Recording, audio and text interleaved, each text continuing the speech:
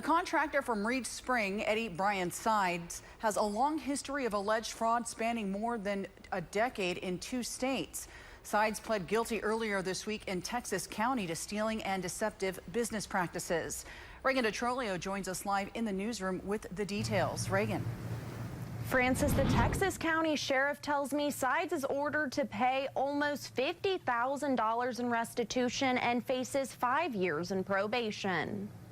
Texas County Sheriff Scott Lindsay tells me Eddie Bryan Sides, the owner of My Power Grid LLC out of Branson, was hired to install solar panels. The customer paid over $49,000 for a job that was never done. But investigators say this is not the first time Sides has been accused of stealing. He has a past of fraud in counties like Baxter, Stone, and Texas. I was surprised when I did a quick Google search of him myself, really how many people and across 2 states, Missouri and Arkansas, that his scam history stretched. Court documents say Sides even defrauded several victims of the 2011 Joplin tornado.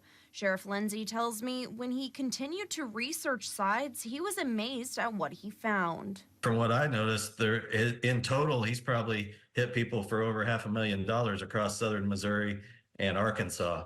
And in our particular case, he's not real close to our area. The Branson PD helped locate him for us during our investigation. So I know there's a lot of victims. And many of those victims may never get their money back. In some cases, people sue the contractor civilly to try and recover their damages. In this case, restitution is ordered by the court. So it's either way, it's a difficult process for the victims to recoup their money. And if they do, it may take a very long time. Sheriff Lindsay says he sees scams like this far too often, so ensure you take all the warning signs into consideration. You know, anytime you pay money up front, that's a little bit of a red flag.